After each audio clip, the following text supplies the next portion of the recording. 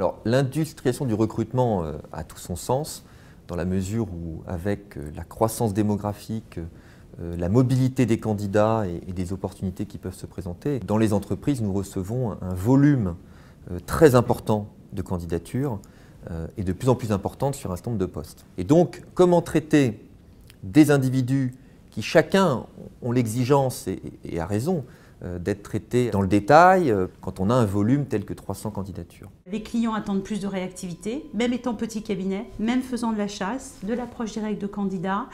Les clients sont toujours en attente de plus vite, plus vite, plus vite, plus vite. Donc au travers justement d'outils qui sont très utilisés par les plus grands cabinets, comme un système informatique puissant. Quand on est consultant, on fait appel à nous pour notre capacité à évaluer un potentiel, évaluer un talent. Là où auparavant, je pense qu'on avait un contact direct, on va d'abord avoir une interface qui va être l'écran d'un ordinateur. Typiquement, on va essayer de trouver quelqu'un via un réseau social, on va trouver un CV sur une CVTech, on va faire passer un visio-entretien parce que le candidat ne peut pas se déplacer pour un rendez-vous. On gagne beaucoup de temps, on peut contacter beaucoup plus de candidats qu'avant. Évidemment, si on parle de l'industrialisation du recrutement au sein de grands groupes ou de structures qui envisagent la ressource humaine comme une ressource comme une autre, en fait, là, c'est problématique. Parce qu'il faut laisser la place à l'humain, il faut laisser la place au subjectif, à la personnalité, au savoir-être. Je pense qu'aller sur des forums, sur des salons de recrutement, c'est l'occasion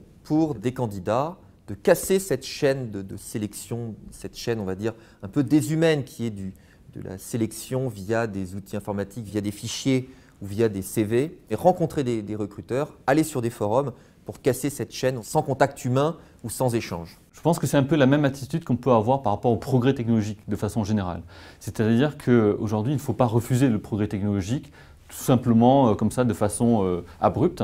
Je pense qu'il y a beaucoup de choses qui sont particulièrement intéressantes. Rechercher du travail, c'est un travail à plein temps. C'est tisser sa toile un petit peu et donc il y a la possibilité de le faire grâce à Viadeo, LinkedIn, etc. Et personnellement, en effet, les réseaux sociaux m'ont beaucoup aidé à ce niveau-là. Il y a énormément d'informations qui permettent de construire à la fois son CV et ses propres rendez-vous. J'avais pris un abonnement, par exemple, pour savoir qui consultait mon profil. Il y a en effet pas mal de ressources humaines qui sont venues regarder mon profil. Lorsque j'avais un entretien, très souvent, je voyais une personne de l'entreprise qui regardait mon profil auparavant. Les conseils que j'ai eus, par exemple, de la part de consultants en recrutement, étaient lorsqu'il y avait une annonce qui était publiée sur des sites comme Cadre Emploi, comme les sites de l'APEC, il valait mieux répondre immédiatement dans les 24 heures parce que les recruteurs sont inondés pour un poste de directeur financier de 300, 400 candidatures en l'espace de quelques heures, quelques jours. Cette dimension d'instantanéité qui est totalement différente de ce que nous, on a pu expérimenter lorsqu'on était plus jeune. Mais c'est effectivement quand même une innovation,